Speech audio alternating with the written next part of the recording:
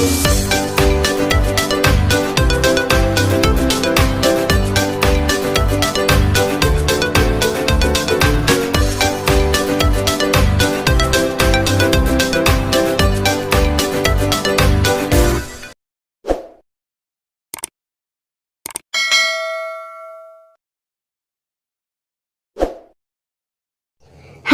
assalamualaikum adik-adik kelas 4.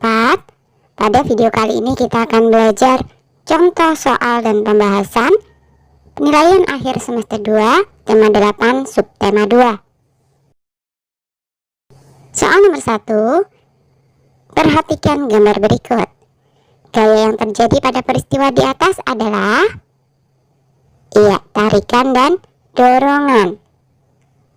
Soal nomor 2. Gaya yang terjadi pada peristiwa di atas adalah betul, pegas. Soal nomor 3.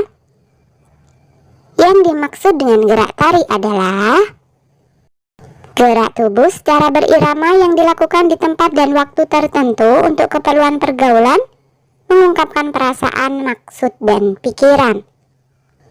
Soal nomor 4. Perhatikan gambar tarian berikut. Tari kreasi daerah di atas berasal dari Jawa Tengah. Tari di atas bernama tari kuntulan. Soal nomor 5. Mari membaca teks bacaan berikut. Desa Kepiting. Sebuah perkampungan yang warganya mengalami kelainan fisik ditemukan di Dusun Ulutawe, Desa Mario, Kecamatan Mare, Bumi, Sulawesi Selatan. Di sana, puluhan penduduknya menderita kelainan di jari kaki dan tangan, mulai dari lanjut usia hingga bawah 5 tahun. Jari-jari mereka terbelah menjadi 2 hingga mirip capit kepiting. Di Dusun Ulutawe, baik anak-anak maupun dewasa memiliki jari terbelah 2 dan terkadang hanya memiliki 3 ruas jari. Alhasil, jika difungsikan jari mereka mirip dengan kepiting. Fenomena tersebut mereka anggap sebagai kutukan bagi mereka yang berasal dari garis keturunan yang sama. Kendati demikian, mereka tak pernah malu dengan warga kampung lain. Bahkan hal ini sudah menjadi hal biasa seperti takdir mereka. Bisa jadi keanehan tersebut terjadi lantaran asupan gizi yang kurang sejak usia dalam kandungan. Maklum, pekerjaan mereka sehari-hari hanyalah nelayan. Ironisnya, hingga sekarang belum satu pun tim medis atau pemerintah setempat meneliti bahkan mengobati para penduduk di kampung itu. Akibat keanehan pada jari-jari mereka, sebagian warga kampung lain ada yang merasa jijik bergaul dengan mereka. Tak hanya itu, perkampungan mereka pun diberi sebutan kampung manusia kepiting oleh warga setempat. Keunikan yang terjadi di Sulawesi Selatan adalah anak-anak dan orang dewasa memiliki jari mirip dengan kepiting. Soal nomor 6. Perhatikan gambar berikut. Keberagaman karakteristik yang terlihat pada gambar di atas adalah dalam satu kelompok diskusi terdapat laki-laki dan perempuan. Soal nomor 7. Mari membaca cerita legenda berikut. Legenda Rawapening. Pada zaman dahulu hiduplah seorang anak yang sakti, sehingga kesaktian tersebut membuat seorang penyihir jahat iri dengannya. Karena merasa tertandingi ilmunya, penyihir jahat itu menyihir anak itu. Badannya penuh luka dengan bau yang sangat menyengat dan luka-luka baru yang nampak. Ketika luka itu kering, tidak ada seorang pun yang mau mendekat dengannya. Suatu hari anak sakti ini mempunyai mimpi ada seorang wanita yang bisa mengobati lukanya dan penyakitnya. Setiap kampung pun didatangi untuk mencari perempuan tersebut. Namun anak ini senantiasa diusir oleh masyarakat karena mereka merasa jijik dan mengusirnya kembali. Suatu saat ada pesta dan anak ini dapat masuk dalam pesta tersebut. Namun beberapa orang mengusir dan mencaci maki. Kemudian ia diseret keluar. Ketika diseret, ia berpesan pada orang yang ada di pesta tersebut dengan menancapkan satu lidi di atas tanah dan hanya dirinya yang dapat mencabutnya. Anak tersebut melakukan hal tersebut karena kesal atas perlakuan dari masyarakat. Beberapa orang mengabaikan perkataan anak tersebut. Mereka juga mencoba mencabut lidi itu. namun tidak seorang pun yang dapat mencabutnya. Hingga tanpa orang sadari, anak itu mencabut dan keluarlah air dan menjadi mata air.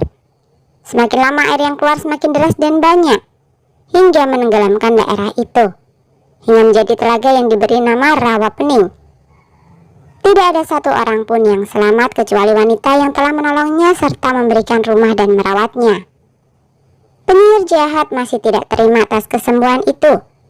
Penyihir itu menyihir lagi menjadi ular besar dengan kalung genta di bagian leher. Karena kalung itu selalu berbunyi klinting-klinting, membuat nama ular itu memiliki nama baru Klinting. Tokoh yang ada di dalam cerita fiksi di atas yaitu seorang anak sakti, penyihir jahat, warga desa, dan wanita penolong anak yang sakti. Soal nomor 8, mari membaca cerita berikut. Jaka Tarub. Di suatu desa hiduplah seorang perempuan yang biasa dipanggil Mbok Rondo. Dia mempunyai anak angkat bernama Joko Tarub yang telah tumbuh menjadi seorang pemuda dewasa yang tampan dan sangat senang berburu. Suatu hari ketika dia berburu seperti biasanya, dia mendengar suara wanita yang kurang jelas karena ditelan dedaunan. Karena penasaran, Jaka Tarub akhirnya menuju ke sumber suara secara mengendap-endap. Jaka Tarub melihat 7 orang gadis cantik yang sedang mandi di telaga. Hampir bersamaan dengan itu, dia juga melihat beberapa lembar selendang yang tergeletak di pinggir telaga. Ada bisikan dari dalam diri Jaka Tarub untuk mengambilnya, dan secara mengendap-endap dia mengambil salah satunya. Ketika para gadis yang ternyata bidadari itu hendak kembali ke kayangan, salah satu dari mereka panik karena tidak menemukan selendangnya. Tapi keenam bidadari lain tidak dapat berbuat apa-apa. Melihat hal tersebut, Jaka Tarub mendekati sang bidadari yang tertinggal bernama Dewi Nawangwulan itu. Dewi Nawangwulan terpaksa harus menceritakan semuanya. Dewi Nawangwulan tidak punya pilihan lain. Akhirnya dia ikut ke rumah Jaka Tarub. Hari berganti hari mereka menikah dan mempunyai anak. Bagaimanapun Dewi Nawangwulan adalah seorang bidadari sehingga dia mempunyai kelebihan. Salah satunya adalah dapat membuat sebakul nasi hanya dari 1 biji padi, asalkan tidak ada yang mengetahui hal itu. Itulah sebabnya Dewi Nawangwulan melarang suaminya untuk membuka tanakan nasinya. Namun Jaka Tarub tidak sanggup menahan rasa penasarannya. Dia membuka tanakan nasi itu dan sangat terkejut karena hanya ada 1 biji padi di dalamnya. Jaka Tarub menanyakan perihal itu ke istrinya. Ketika itu pula Dewi Nawangwulan kehilangan kesaktian karena telah sepenuhnya menjadi manusia biasa. Dewi Nawangwulan pun harus bersusah payah untuk membuat kebutuhan sehari-hari. Harus bersusah-susah menumbuk padi dan mengambil padi di lumbung. Semakin lama padi di lumbung semakin berkurang. Sampai suatu hari ketika Dewi Nawangwulan ingin mengambil padi, dia menemukan selendangnya terselip di antara butir-butir padi. Dewi Nawangwulan merasa sedih sekaligus gembira. Dia senang karena mengetahui dia akan segera berkumpul bersama teman-temannya. Dia sedih karena harus berpisah dengan keluarganya. Tapi tak ada pilihan lain. Dia harus meninggalkan Jaka Tarub yang sedari tadi ternyata melihat ia telah berubah menjadi bidadari lagi. Dewi Nawangwulan hanya berpesan agar suaminya membuat sebuah dangau di dekat pondoknya sesaat sebelum kembali ke kayangan. Tokoh yang ada di dalam cerita fiksi di atas yaitu ada siapa saja coba?